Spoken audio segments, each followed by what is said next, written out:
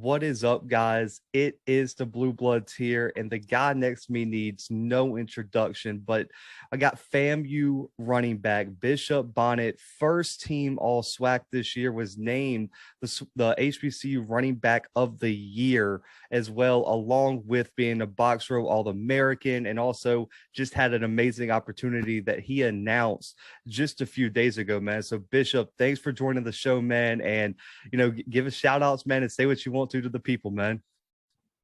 No problem. Thanks for having me. And again, my name is Bishop Bonnet from Jacksonville, Florida. Two-time graduate from Florida A&M. My first degree is in construction engineering and technology. My second one is in interdisciplinary studies. And yeah. Man, and you're putting those degrees to go work, man. I think you're the first player to come on the show that has really been vocal about choosing a separate path outside of athletics and football. So before we get into why you made that decision, how did FAMU itself and your education you got at FAMU really prepare you for the opportunity that you just received at Dukon Builds? With my first degree being in construction engineering and technology, the program that we have at FAMU is A1. It's a fairly small program compared to all the other ones at FAMU, but it's very tight knit with the teachers. You see the same teachers for 4 years, so you get to see, so they get to know you, they get to pour into you, and they get to really see your growth. So, and it's the learning that we're getting from the program is exceptional. So it's very productive to have, and it's very satisfying to see that without me having no internships, that I'm still able to have this knowledge and able to go get a job.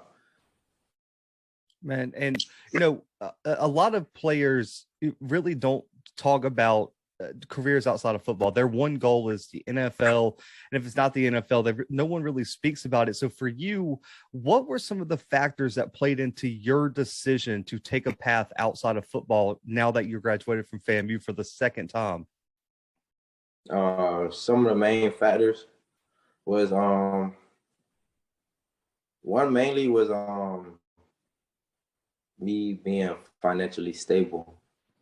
I'm at a point in time in my life where it's like I have a daughter, so it's like being able to be there for her financially and being able to do stuff for her financially is deeper than just always being able to just call.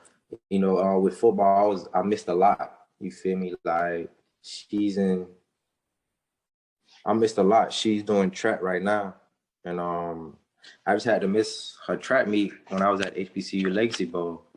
But so it's like little stuff like that. She also does softball.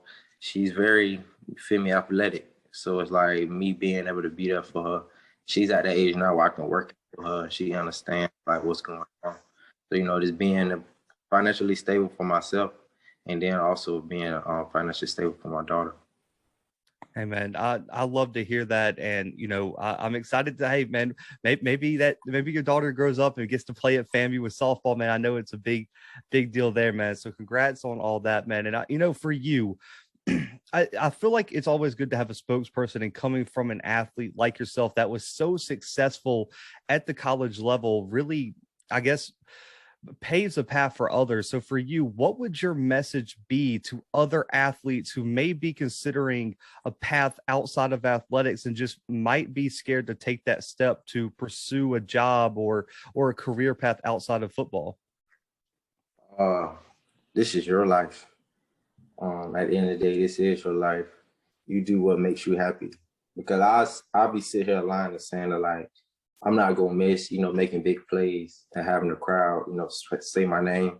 But like I was telling AC a couple of days ago, it's like, who am I doing it for then? Am I doing it for the fans to hear their satisfaction, to boost my ego? Or am I really doing it because I'm happy? This is what I really love doing. So it's like that, and it's like I respect the game of football. You gotta have a certain level of respect for the game of football, because it got me to this point. So I feel like I'll be disrespecting it if I go out there and give it anything less than my all. I mean, hey, that's fair, man. I mean, like you said, you got to give 100%. And you always hear that saying, if you're not playing at 100% or 100% focus, that's when people get hurt. That's when people really lose that love for the game, man. So, man, Oh, yeah, congratulations. talking about another reason why it's crazy too, like being hurt. Like, bro, I've been playing through injuries like all my life, even with like through this last year, during the middle of the season against Mississippi Valley State, I ended up spraining my MCL in the middle of the game, and I played through it throughout the whole year. And then at the HBCU Legacy Bowl, this was kind of like just done it for me. Like after HBCU Legacy Bowl, at HBCU Legacy Bowl, I ended up getting into like a freak accident with Darren Mayweather, one of the linebackers. I ended up getting like a huge contusion in my right leg. And I went to, and I like, it was like we had like a month before pro day. And I was just thinking like, bro, do I want to keep dealing with this for like the next 5 years? Like, do I really want to keep putting my body through this and want to keep kind of trying to push and fight through this to make other people happy when I can just go get a job and make the same, like, I'm not gonna make the same amount of bread off the top, but it's like I'm straight. I don't gotta worry about if he gonna cut me. Like, I still gotta do my job, you feel me, to make sure that like, but it's still more stable to where it's like, yeah, you feel me, like it's more stable to me. And this, I wasn't even going to ask this, but I think it's a good segue into where we're going to get some football questions, but also to kind of wrap this up. I'd really like for you to speak on the mindset of an athlete going through multiple injuries throughout a year, because I know we had Stafford Anderson on here from Alcorn, who really went through his MCL tear this year and really spoke on what it was like mentally for him to have to be on the sideline and be recovering on his own time. For you, how did you deal with that as an athlete, overcoming so many injuries, and then even in the off season, getting the big contusion, and possibly, if you went the football route, having to miss your pro day? With me, I know with last year, one of my main, because I haven't had a full, since I've been at FAMU playing football, I never went through a full season without being injured. So one of my main goals was last year was to make it through a full season without getting hurt. Well, I ended up getting hurt, but I was able to play through it. So to me, that was an accomplishment to me. But still, like, going through that, even when like, like the slightest thing in my body a twist, I'd be like, oh my gosh, not this again. Like, bro, like it's always in the back of your head. And some people just injury prone, and it's like, dang, like, so it's like they gotta go through that mentally. But with me, it was more so just fight through it, bro. Like, it wasn't nothing stopping me. Like, my leg had been falling off for me not to finish that season. Like, just that season was like, yeah. Because I had certain goals that I wanted, and making it through a full season was top one. And I want to get into why you chose FAMU, man. So coming out of Jacksonville, Florida, you had a productive high school career. One, what was your recruiting process like? And two, what led you to commit to Florida A&M? I didn't commit. I walked on Florida A&M. So I want to say, like, I was getting recruited by like small D2 schools like Warner. I actually had my first official visit, my only official visit, was to Tusculum College in Greensville, Tennessee. And I got to travel up there like a week before signing day. And, they was real big on me. They wanted, at the time, I was playing corner in high school, but every team wanted me to play slot. So I kind of made up my mind I was going to play offense anyway. So they wanted me, but on signing day, I tell a story all the time. I prayed the night before signing day, and I just felt from God that like it wasn't right for me to sign. So as time went on, I was applying to different schools, and it just so happened I got accepted into FAMU, like through connections. You feel me? So I got accepted to FAMU, and then they had a satellite camp at my high school like a couple weeks after I got accepted. So I went there, balled out, and we had Coach Woods at the time. So Coach Woods was like, "Yeah, man, I like you. So we gonna And I was already like, y'all already got a set, but I'm already coming to the school. So he was like, yeah, you know, you can come as preferred walk on. So that's how I got to FAMU. Man, it was a great decision. And you work your way up to being, I mean, really and truly, man, there were a lot of great players on FAMU, but when people, and especially people who weren't connected to FAMU, they were like, Bishop Bonnet is one of the faces of this program. You were the senior leader, the guy that's been around. And in the documentary Why Not Us that was filmed before the season, man, you were featured in a lot of episodes, including the very first one. What was that like for you, and what did that mean to you that, you know, that this program and yourself got to tell stories to the entire world on ESPN? It feel great because you know, because I'm not a celebrity or anything, but it be feeling weird. Like when I be walking around campus and people just come up to me like, bro, like, you know, you inspired me. Like grown man, like little kids be like, bro, you feel me? I love what you're doing. Like you're inspiring me. So I still kind of get used to that. So it's like it'd be kind of weird because I'm kind of antisocial. I don't know you like that in public areas. I'm not gonna really speak. So it's like when people come up to me, it's like, dang, I'll be kind of giving off like, yo, who is you? But it's like, dang, they just be wanting to show love. So I be like, oh, okay, all right. Man, listen, I mean, you do have a little bit of celebrities. I know when you come back to FAMU, man, people are going to be like, know exactly who you are and definitely want to get autographs and things like that. Still, man. That's kind of like another reason why I was like, I wasn't afraid with hanging up my cleats because I went out how I wanted to. I did. I mean, I ain't get 1,000 yards. That was one of my goals, but I did everything I said I was gonna do. You feel me? So it's like I wasn't chasing anything to be like, oh, I need this, like I need this. And to be honest, like the HBCU Lacy Bowl kind of gave me that final closure of, okay, I'm putting on pads for the like yeah, it just feel good to put on pads.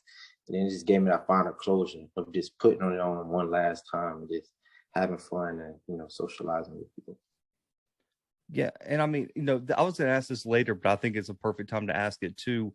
You know, with that being the finalization of your college career, what did it mean to you that Coach Willie Simmons, Coach KJ Black, and that staff got to be on the staff with you one last time for one last game, be able to call the plays and work with them in practice? What did that mean to you, man? Oh, it was a blessing. It was a blessing for sure. Because you know, at the time, Coach Simmons was the running back coach, and Coach Simmons, I knew what he was doing. Like you feel me? He real smart. Like he had us doing individual drills, like right in front of the coaches. You feel me? And then like I had hit him up one day, like, you think I can get some wide receiver reps? So like at practice, you feel me? He like, yeah, we can work something out. Like that next day in individual drills, instead of me getting out there like with 707, he had us like individual, he had us running routes, like right in front of the scouts. So it's like different stuff like that to be able to communicate with him. So it's like that was, to me, like he really helped me like showcase my ability to the college coaches. So it was a blessing. And then just like that whole experience, the HBC legacy experience was great. You feel me? You know, meeting people. You know, I started a group chat on Instagram with all the HBCU Legacy Bowl players. So if y'all watching this, you're not in it, you feel me? Hit somebody up, you feel me? They might be in it. You know, we just share love, feel me? Spread love, you know. You never know we're gonna be in each other's city. We hit each other up, you know. So that's really about it. Man, that is awesome to hear, man, that there's a whole group chat for everyone in that inaugural season of the Legacy Bowl, man. That's amazing. And also, he's telling the truth. I'll vouch for him. When Coach Simmons set up those running back drills, all the scouts always stood on that one sideline, and he made them move back and set it up right on the sideline. I mean, that's why that film I got on YouTube, I'm like right on top of y'all, because I was like, he set it up on the sideline. You guys weren't even really on the field. So I'm glad you pointed that out. And you guys were tearing up the wide receivers and routes too. I mean, there were some impressive performances there, but I want to get to this last season, man. This was your final season, and you guys went out with a bang, man, being the first SWAC team since 1997. I was 1 year old when the last SWAC team made the playoffs. What did that mean to you, and what were your final takeaways on your senior season? It meant the world. It meant everything. You know, just 'cause when I got to FAMU, you feel me? We was like 1-12, 1-11, no 2 and losing records. So to see the trend, and it's like one thing with FAMU, we always had a great fan base, even when we had losing like 5 losing seasons in a row. Like fans always came, fans always showed support. The fans always had our back. So like to give them a season that's rememberable forever, rememberable forever is like you can't beat that, because that's what we really do it for the fans. The fans they if it weren't for them, then it wouldn't really be FAMU how it is today. Because once you go to a FAMU game, you gonna feel the difference, and you gonna feel the difference when we are travel to an away games and we got more fans than a home team do. You feel me? Right. So it's deep because I love fam. I feel like I owe everything to fam because they put me in the position I am. So that go out the way I did and the way we did was great. And to me personally, the season was good. I ain't gonna say it was like great because I didn't finish like all the things I wanted, but the season was good because to me, I did everything I wanted to do. Uh, to me, I'm still the best back that was in the SWAT. If you want to look up production, any other guy who got more yards than me or around me got 60, like 50 more carries than me. So it's like I get the job done with production. Blocking wise, I block all the top linebackers, safeties, and in the SWAT that y'all want to name. Passing, I didn't have. We didn't use the running backs as much in the passing game this year, but I caught the ball out the backfield well. Played special teams in the beginning of the year, but they took me off when the depth got kind of small at running back. So then I was vocal on the team. I was a leader. So yeah, my year I feel like it was great. And also you got a bunch of awards in the season, man. First team all SWAC, Box Row named you a first team All American, and then on top of that, the NCAA named you one of the running backs of the year, man. So for you to go out with all those awards and all those accolades, what did it mean to you to end your career like that? It was a blessing because to be honest, like even though like that year was so great with football, like that past year was rough, like with personal life, everything else that was going on. So like to have all that and be going through what I was going through, it was great. You feel me? Hard work does pay off. And like that was always one of my dreams. Like it was on Twitter that my name is my bio and my Twitter was Future All American. And it's been like that since like 2016. So to be able to finally take that off was like, yeah, finally I did it. Like I did it. And man, you got two of them to put up there now too, man. So I mean, that bio looks full on your Twitter now with all the accolades. But I also always like to ask, especially with a rotation of running backs like you guys have with yourself, Terrell Jennings, also Jalen McLeod getting a lot of carries as well, and then also the wide receivers being used in a lot of screens and things like that. For you, what was the culture like in the running back room? How close were you guys? What was it ever? I wish I had more carries. What was the room like with all you guys splitting carries like y'all did? No, it was it was all love, man. Them guys, I'm gonna miss them guys. Them guys funny. Them guys, each one of them guys are characters. Each one of them guys got their own personality. We all gel well. You feel me? We was a tote game. The reason why we came up with that, cause when they see them boys tote the ball. You feel me? So it was all as one. And as far as the game came on, like in the beginning of the season, I was the first running back to come out. But that kind of changed after a while. Terrell was the first guy to come out, but that still never stopped our like bond because it was like, Terrell got in, he started the game off pounding. I come in, and I was a third down back, because that was another thing this season with being a third down back was like I always been a third down back since Simmons got here because I could read defense. But one of my main things was blocking, was staying up, was like not chopping like a lot of guys because they see me, they think I'm just gonna chop them. So a lot of guys got met by stone walls. You feel me? So and then they already understood that, so that was never an issue. As far as carries and stuff, we always knew it was whoever got the hot hand, and a lot of the times it was me. So it was like it was all love. It wasn't never no problems. Like then they all knew, like they always tell me like, bro, you're a senior, bro. Like you doing your thing, like so shit. It's never no problem. Hey man, that running back room is left in good hands, like you said. I know Terrell's prime for a big year. I know McLeod's coming along, and then you guys brought in a lot of talent this year in terms of transfer portal guys and also young recruits. But looking at your career, man, I know this is gonna be a tough question. What is one game you wish from your career that you could play one more time? The Classic. That's the only game I wish That's the suit up for every Saturday. The Classic.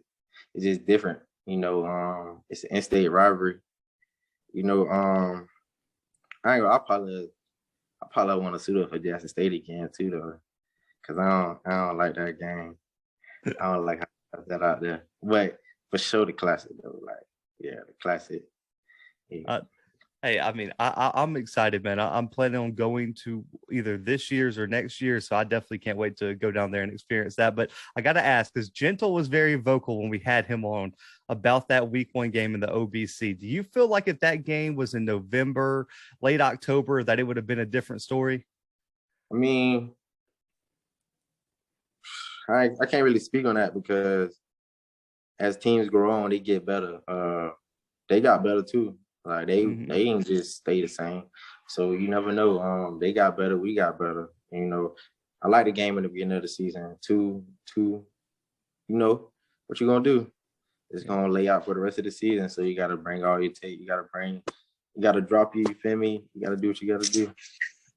I like it, man. Yeah, Gentle came on here and said it wouldn't have happened like that if we would have played later in the season. So I like it. I like the little duality there. But man, going back through your career, I always like to ask players this to give credit to the other side. But who is, or who you can name 2 or 3, who are some of the best defensive players you've ever had to go against that just was like, man, that guy is just different when I play against him?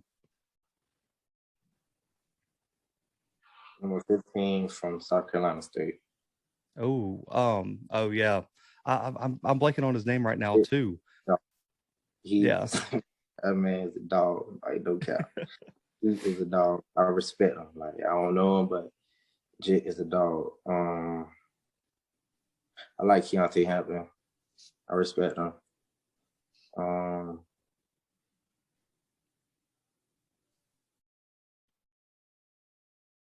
I had to choose one more.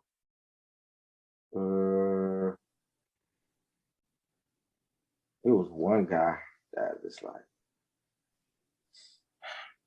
I want to say number 18 for Alabama A&M. Oh, Terrell Troutman. Yeah, like every time I gotta, like, because they sent him a lot off the edge, so I had to block him a lot, and it's like every time it wasn't like every time, yeah, it was a hit. Like every time we met each other, so I like stuff like that. Like it's a lot of I ain't gonna say no names, but it's a lot of linebackers who I met in the hole one time, but after that, it's like, yeah, they're not bringing it no more. But that's one guy who was like, yeah, he brought it every time, like no matter what. No doubt, though, number 15 from South Carolina State. He was a dog. Just different. Oh man, I like it. And we saw what South Carolina State did in the Celebration Bowl this year, man. But to wrap it all up, man, I know you're headed off to a big career yourself, but to wrap up like this interview, your career at FAMU, what letter grade would you put on your career at FAMU now that it's all wrapped up and you're moving on? I give myself a B plus. I give myself a B plus. Yeah, I give myself a B plus. That's not But bad. I'll take that because sometimes I was real worried you're gonna be too hard on yourself. I was like, nah, man. If it's below a B plus, well, I'm not gonna accept it on the nah, show. 'cause, my like okay, so out of all my seasons, my first season at FAMU, I walked on. I got in one time, fumbled the ball, never got in again. And at that time, it wasn't no play 4 games. You still can redshirt. I blew my red right then and there. My second season playing at FAM, I was primarily all on special teams and was a package guy. End up fumbling the ball, but this time they scooped and scored. So you know I definitely ain't get in ever again on offense. My third year, that's when Simmons came, and I had a okay year. I had a okay year. I had like 25, I think like 600 yards, but I was averaging like 8 yards a carry, like 8, 9 yards a carry. And fourth year, that's when COVID came. No, fourth year, I had to get a waiver. I ended up getting a waiver for that first year that I got back. Cause I was like, man, I didn't get in. Like, I only played one game. I blew my red shirt. So I ended up getting a waiver for that year. And then that fourth year, I had to sit out the USF game. So it was like a 1-for-1 trade. They gave me a year, but I had to sit out one game. And that was the UCF game. And that year, I ain't gonna lie, I had a bad year. Like, me personally, I just had a horrible year that year. But as a team, we actually did good. Like, Ryan Stanley was the savior at that time. You know, they say I was the savior of the team this year. Like, Ryan Stanley and Xavier Smith was, you know, the savior of that guy. And it's crazy too, because you know Kodak got that song. I feel like I'm Kodak Black in 2015. So I mess with Zay all the time. You know, in 2019 was the year he really exploded. So I go mess with him. I'll be like, I feel like I'm Zay back in 2019. You feel me? Like, I just mess with him because you know that's the year that he really had.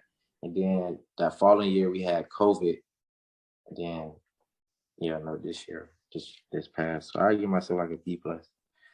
Hey, that's completely fair, man. You know, I always like to promote you guys and let you guys give any shout outs, plug your social media, let people know where they can, you know, just follow your journey, man, into this new career that you're building yourself, man. So, man, let the people know where they can find you. Any and all shout outs, anything you want to say, man. This time is yours. Oh yeah, you find me on Twitter at oh yeah I did that underscore at the end. Instagram at the underscore truth 13 underscore. And you know, just look for me. That's what I gotta say. Just cause I went to another route, just know I'm gonna be making the same type of money football players do when it's all said and done. And I ain't gonna never put on the pads again. My body gonna be straight and I'm gonna be still making the same type of money. And this like I'm finna be real. As I'm getting older, I'm finna be real big on advocating, you know, youth about things. You know, they don't know that like African Americans are now the second leading billionaires and millionaires in the United States. You know, with guys who then there's some people who are billionaires and millionaires who never played football in the United States. Guys like Don Peebles, he's a real estate agent, a black man, the wealthiest black man in America right now. So you know, it's people out there who can do it and who has done it. So it's like I want to be a face for a person who then played football but went a different route and still making, because you know when we look at athletes and be like, wow, they're making all that money, but you know when they see me, it's like, dang, he making the same kind of money. You feel me? He ain't never, his body's straight. He's so it's like that, and I want to be an advocate for like father rights. You know, a lot of fathers don't know their rights. We think we do, but we really don't. You know, I just found out a couple like not too long ago. I really just found out that I'm not really the legal father of my daughter, technically in Florida. Like how they do it in Florida is you gotta sign the paternity papers in Florida. What they supposed to tell you that at the hospital. You supposed to go ahead and do that at the hospital because it's the easiest way. But you know, they don't really tell us that because you know the stigma, they don't know who the dad is, you know. So, you know, just you think we know our rights. So, you know, just letting people know we know our rights. And so, you know, I want to be a big advocate on that. And those are the main two things, you know, showing people that you can do different things other than football. Look for me to have like multiple foundations, you know, supporting STEM. Like I plan on doing a lot, man. I have a lot in my mind and it's driving me even more because it's like I didn't go. So it's like a lot of people gonna doubt me out, like, dang, like he could have did this, he could have been more successful. So it's like that's my drive to be successful, to prove a lot of people wrong and prove that myself right, that I know I made this decision. I know I made the right decision. I know I did. So, you know, that's my grind every day. And I just want to say, shout out to Mr. Ernest Dubose. You feel me? Like he really took a shot on me, a guy who ain't got no experience at all, who no internship, like coming straight off the football field, fresh off the football field. And I always like you look at my transcript, I always did good in school. So you feel me? He took a chance on me. And I'm straight to begin, like what I'm getting straight out of college. I'm good. You feel me? Like I'm good. My salary good. So, you know, that and though shout out to FAMU. It just did me what I am today. You know, I never take for granted what football done for me. You feel me? Because football put me in this place I am today. If it weren't for football, I wouldn't even be here. So, you know, I never take that for granted. I always love football, you know. So, yeah. Man, listen, the messages are on point, man, and I'm glad that you came on here and talked about your experiences, your decision making, and also just let people know that, like you said, it's more than an athlete. I mean, it really comes back down to that message, and man, I love it. And thank you for coming on the show, man. I know you're busy getting up a career started.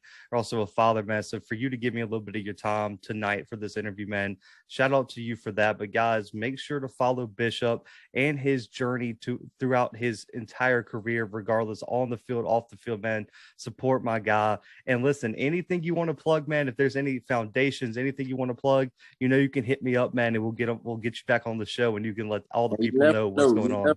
You never know. I may one day just construct NFL stadium. You never know. One day. Listen, that is my goal. Like I want to, like right now, I'm just on the management part, but you know, I want to get some experience on my belt. I do want to get to the design part of construction because we do learn all that at FAMU, like AutoCAD, Revit. We do learn all that. So I know I have a wide variety range of knowledge in the construction industry. So, you know, I want to build hotels, like 5-star luxury hotels. I want to build stadiums. Like that's my dream. Man, listen, I have no doubt that we're going to see your name on like those big posters they put outside of new stadiums. I'm going to see Bishop Bonnet up there, man. So again, like I said at the beginning of the show, man, congratulations. I mean, seriously, on this new opportunity, man. I'm excited to see what you accomplish and what you do there, man. But guys, make sure to go follow Bishop on all social media so you can see all the amazing projects that he is working on in his next career. But for Bishop, myself, and the Blue Bloods guys, we are out for right now.